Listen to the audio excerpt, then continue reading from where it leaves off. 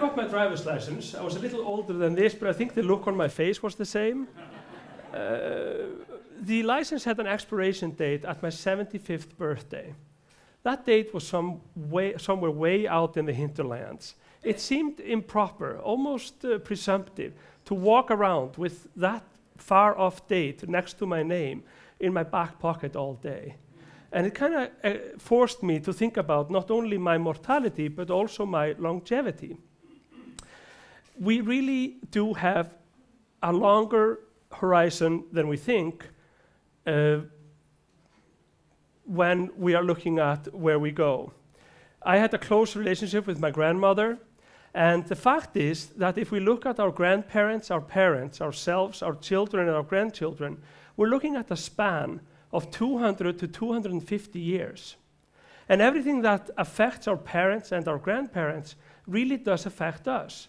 The events of my grandmother's life did have an effect on me, both emotional and practical. My family's history was changed by World War II, for example.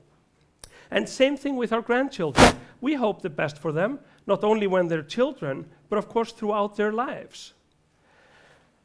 So we should look at that a little bit. Using a composite of my own family's history, we're looking at our grandparents being born 65 years before me and my siblings were. Our parents were born 35 years before we were. And yes, I am the Brad Pitt of this example. That is correct. Our youngest children are born 40 years after we were, and projecting the birth rate and life expectancy, their children might be born 30 years after that and live for 90 years. So we're looking at 225 years.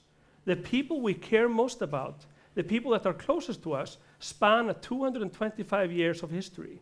That has some pretty amazing implications. Let's look at another example. The organizers of this event asked us to try to tie our talks to our personal situation, there you go, and also tie it to the most important current events of the day. Well, what is more important than this?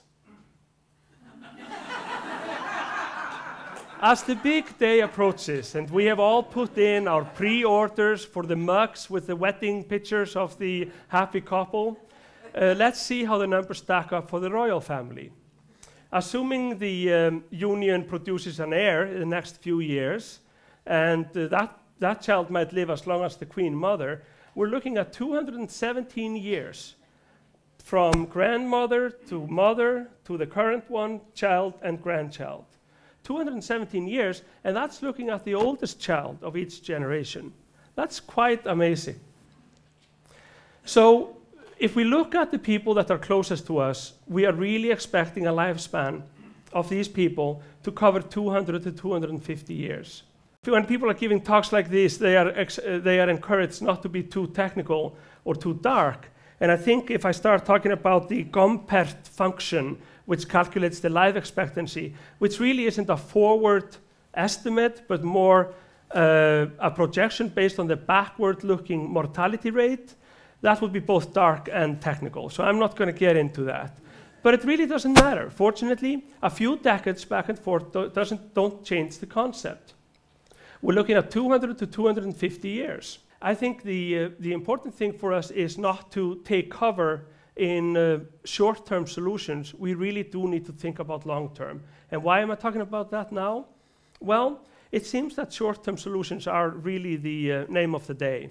I heard recently a finance minister of a European nation talk to his people and explain that because of the financial crisis, his government had decided to take on a debt burden that was equal to 1/3 of the GDP of that nation, to be paid back over 35 years.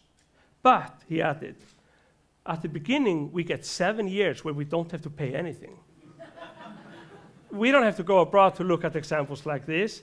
We haven't figured out how to dispose of our nuclear waste. I guess it's one of those important but not urgent problems for now. We have those factories scattered all over the country, and is in water pools filled with nuclear waste, which are kind of in some kind of suspended animation. We really do need to see long-term, think long-term, take responsibility for the long-term. But mostly I think this has positive consequences. We really can affect so much, not only in our own personal life, which we've just demonstrated, but also on a global scale. It is estimated that more than half of everyone who has ever lived in the United States is alive and lives here today. Half of everyone who has been in this nation since it was founded is right here. It is estimated, much more difficult to estimate, but most experts think that between 5 and 10% of all humanity, everyone who has ever lived on Earth, is alive and lives here today. A reasonable estimation says that the number is 6%. I think that's amazing. We just can't sell ourselves short. The potential to do good is simply too much. The long and the short of it is this. We can't hide from long-term consequences of short-term actions, but we really can aspire and hope that our actions and innovations have reached far and last for long. Thank you very much.